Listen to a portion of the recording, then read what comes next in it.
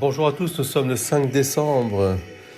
Oui, notre Père du ciel ne cesse de nous donner librement son amour, sa grâce, son pardon. Il nous conduit de lumière en lumière à la venue de son Fils unique, Jésus-Christ, Fils de Dieu Sauveur, pour nous faire comprendre l'essence même de sa vie, qui est le don. Il a voulu faire cette alliance avec la création tout entière et en particulier avec l'homme qu'il a créé, homme et femme, dans cette alliance première du mariage.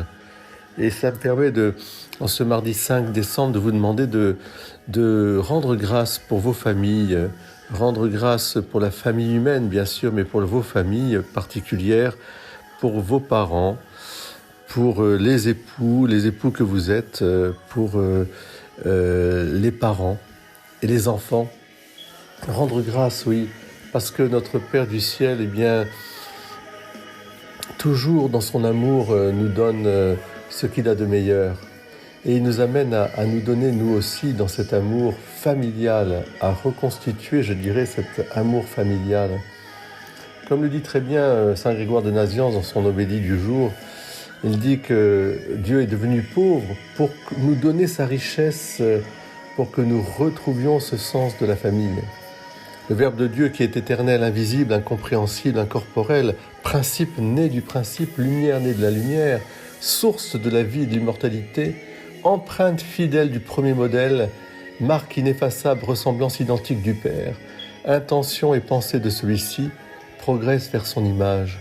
Il prend chair pour sauver la chair, il s'unit à une âme raisonnable pour sauver mon âme, il veut purifier le semblable par le semblable, et il devient totalement homme, sauf en ce qui concerne le péché.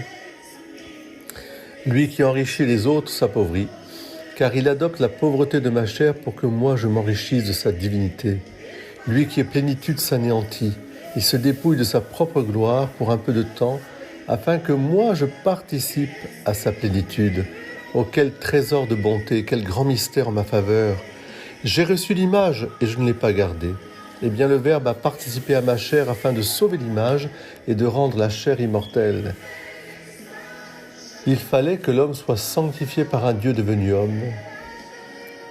Ce bon pasteur est venu rechercher la brebis égarée, en donnant sa vie pour ses brebis sur les montagnes et les collines où tu offrais des sacrifices. Il a retrouvé celle qui était égarée et il l'a chargée sur ses épaules qui ont porté aussi le bois de la croix. Et après l'avoir saisie, il l'a ramenée à la vie d'en haut. Eh bien, je vous souhaite vraiment une très belle journée. Glorifiez le Seigneur avec moi, comme chante si bien dans cette nuit de prière. Des milliers de choristes africains, qu'ils soient bénis. Amen.